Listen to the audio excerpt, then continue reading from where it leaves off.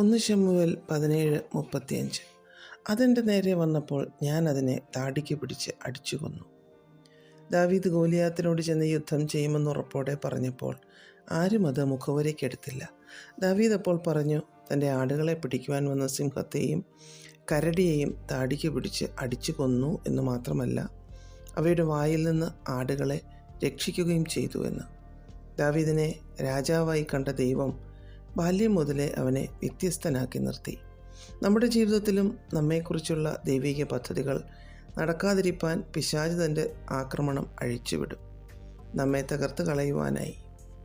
എന്നാൽ അവൻ്റെ പദ്ധതികളെ പൊളിച്ചു കളയുവാനുള്ള കൃപ ദൈവം നമുക്ക് തരും. മരണത്തിൻ്റെ വക്കിലെത്തിയേക്കാം, ജീവിതം കൈവിട്ടുപോയി എന്ന് തോന്നിയേക്കാം. എന്നാൽ നമ്മെക്കൊണ്ട് തന്നെ ആ സാഹചര്യത്തെ തോൽപ്പിച്ച് അതിൻ്റെ മേൽ ജയമെടുക്കുവാൻ ദൈവം സഹായിക്കും.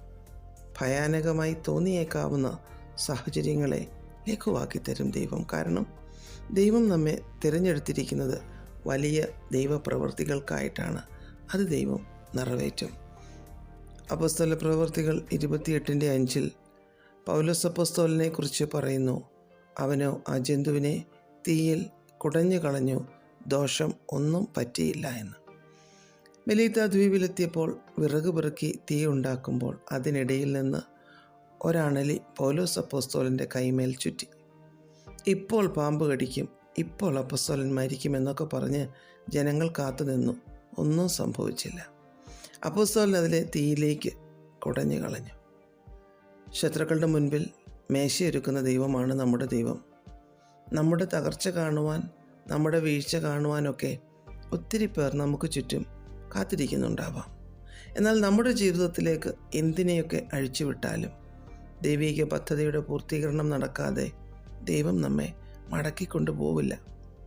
പൗലോസ് അപ്പോസ്തലനെ കൊണ്ട് എന്തെല്ലാം അതിശ്രേഷ്ഠമായ കാര്യങ്ങൾ ദൈവത്തിന് ചെയ്തെടുക്കാനുണ്ടായിരുന്നു. അതൊക്കെ കിടക്കുമ്പോൾ ഒരു പാമ്പിൻ്റെ ശക്തിക്കും അദ്ദേഹത്തെ തകർക്കുവാൻ സാധ്യമേ അല്ലായിരുന്നു. നമ്മുടെ ജീവിതത്തിൽ എത്ര ഗൗരവമേറിയവ വന്നാലും നാം തകരില്ല. കാരണം നമ്മുടെ ഉള്ളിലുള്ളത് ദൈവത്തിൻ്റെ പരിശുദ്ധാത്മാവാണ്. ശക്തീകരിക്കുന്നത് സർവശക്തനായ ദൈവമാണ്. പ്രാർത്ഥിക്കാം.